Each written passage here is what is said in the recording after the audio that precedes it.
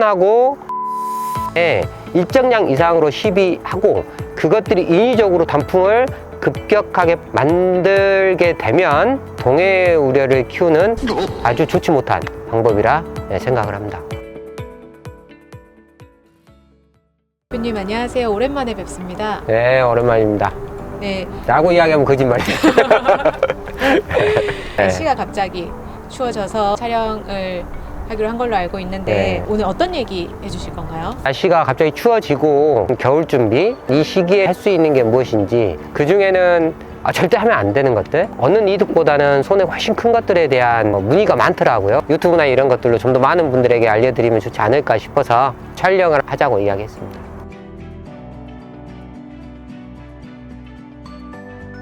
뭐 10월에 접어들어서 많은 농가분들이 궁금해하시는 게 가지경화 하고 꽂는 생선. 오늘도 메인스토어에 찾아주신 그 방문 손님께서 질문이 하나 있으셔서 저도 하나 여쭤보려고 하거든요. 가지경화를 시키는데 인산가리 비료를 주는 게 좋은 건가요? 3대 그 원소 중 질소, 인산, 가리라고 하면 질소 같은 경우는 성장이나 이런 것들을 유도하는 부분이고, 생식성장으로 넘어가는 시기에 가지를 경화시키고 꽃눈이나 이런 것들 좀 더 튼실하게 만들어야 되지 않을까라는 생각으로 인산가리 시비에 대한 이야기를 많이 하시거든요. 양분 공급은 나무가 성장하고 가을을 지나서 겨울을 준비하고 하는 다양한 부분들 한 요소일 뿐이지, 비료만을 가지고 모든 것들을 다 한 번에 그냥 할 수 있는 건 아니거든요. 그 대표적인 게 인산가리입니다. 가을 이런 시즌에만 필요한 게 아니라 성장 시기에서도 필요하거든요. 단 비율을 약간 달리할 뿐이지, 성장 시기부터 꾸준히 주어졌어야 되고, 이 시기에 비료를 조금 더 준다고 드라마틱하게 바뀌느냐? 그러진 않거든요. 인산의 흡수는 온도가 약간 높아야 됩니다. 기존에 못 줬던 인산가리를 줘서 꽃눈과 이런 것들을 확 좋게, 가지 경화를 확 시켜야지 라고 하면서 인산을 딱 주면 온도가 내려가잖아요. 실제 흡수가 잘 안 됩니다. 인산을 줘서 충분히 작용할 수 있는 시기가 좀 지났습니다.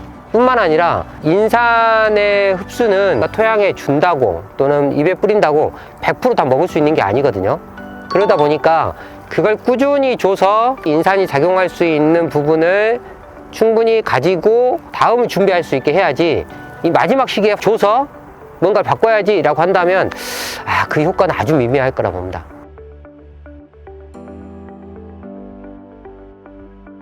블루베리 대표 인산가리 비료 중에 블루마스터 F가 있는 걸로 알고 있는데 지금 시비하는 것보다는 내년으로. F도 9월 초중순에 이미 끝났습니다. 전혀 주지 않은 분들 같은 경우는 한 번, 두 번 정도 주는 게 나쁘진 않겠지만 차라리 올해를 넘기고 내년 봄부터 제대로 된 시비를 하시는 게 어떨까라는 생각이 듭니다. 지역마다 차이는 있겠지만 2차 비대기가 들어가는 5월부터 F를 주기 시작해서 9월 초 중순까지만 준다. 근데 그렇게 주는 이유가 기본적인 성장이나 웃자람도 없게 만들고 꽃눈의 성장이 잘 되게 만들고 가지 경화를 잘 되게 하기 위한 부분을 서서히 준비시켜서 10월 달까지 미칠 수 있는 걸 9월 달에 마지막으로 주는 겁니다. 그런 양분이 전혀 주지 않았고 지금 너무 문제야라고 한다면 인산가리를 주는 게 해가 되지는 않겠지만 이런 시기에만 주는 건 드라마틱하게 어떤 효과가 있지는 않을까 생각을 합니다. 되려 인산가리와 다른 어떤 양분의 상승작용과 기량작용으로 인해서 미량요소라든지 다른 양분의 흡수를 저해할 수도 있습니다. 많은 분들이 이야기하는 건 인산가리를 어마어마하게 주겠다는 이야기거든요. 다량의 시비는 분명히 양분 불균형을 가져올 수 있는 해가 되는 부분도 있다고 생각을 합니다.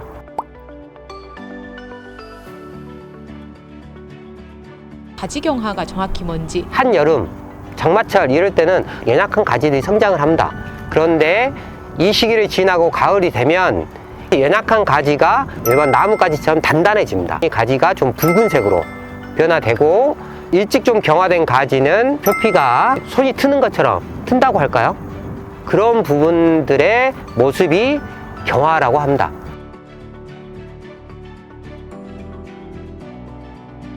경화를 시키는 게 좋은 건가요? 물론입니다. 수분이 충분한 연약한 가지는 12월 달에 추위를 견딜 수가 없습니다. 수분이 뿌리에서 공급되는 게 차단되면서 단풍이 들고 단단하게 되는 거죠. 그러면서 그 경화된 가지가 겨울을 날 수 있게 되는 겁니다.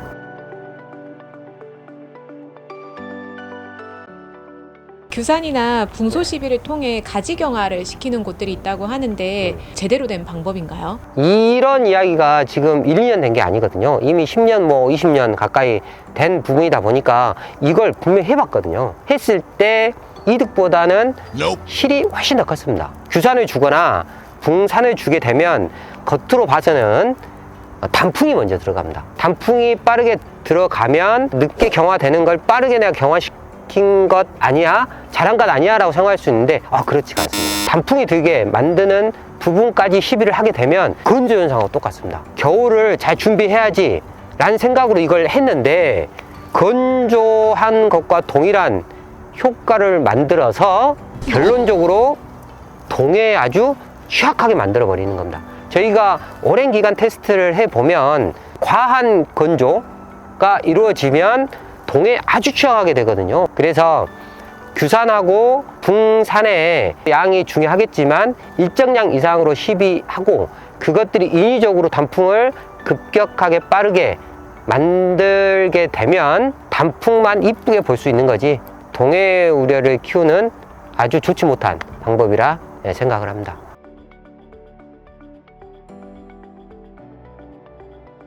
인산가리 비료도 규산이나 붕소 시비도 득보다는 실이 많다라고 말씀을 그렇습니다. 해주셨는데 네. 그러면 지금 할 수 있는 작업이라고 하면 뭐가 있을까요? 가장 중요한 건 물을 과하지도 않게 그리고 아주 건조하지도 않게 만드는 게 아주 중요합니다. 물을 조금 과하다 싶을 정도로 주게 되면 계속 성장을 할 겁니다. 수분이 충분하게 공급된 해는 경화가 늦어집니다. 가을의 시기는 습도가 줄어들고 비가 오지 않는 날씨가 청명한 날씨가 오래되거든요. 성장하는 영양생장이 생생장 넘어가는 이 시기에는 토양에 약간 건조하게 하는 거지 과하지 않는 수분을 공급하고 충분한 해를 봐서 광합성이 이루어질 수 있도록 만드는 게 중요하다 생각합니다. 한 가지 팁 정도로 말씀을 드리자면 8월 달부터 시작해서 성장하고 있는 가지의 끝부분을 잘라서 경화시키는 부분에 대한 이야기를 많이 하시더라고요. 그 시기가 좀 중요하거든요. 블루베리가 9월 달까지 성장을 하거든요. 그러다 보니 9월 달 특히 초중순까지 가지 끝 새 순을 자르게 되면 다른 부분에서의 가지의 성장을 촉진하거나 유도할 수 있거든요. 꽃눈을 생성시키고 가지를 경화시키는 것과 정반대 효과를 낼 수 있는 부분인데 지금 날씨는 건조하고 온도는 하강하고 맑은 날이 반복되는 이런 시기 아주 연약한 가지의 성장 부분이 아직 경화되는 윗가지가 있다면 끝부분만 살짝 잘라서 아랫부분을 경화시키고 꽃눈을 생성시킬 수도 있습니다. 하지만 이것도 모든 것에 다 적용되는 건 아니고 극약 처방이라 보시면 될 것 같습니다.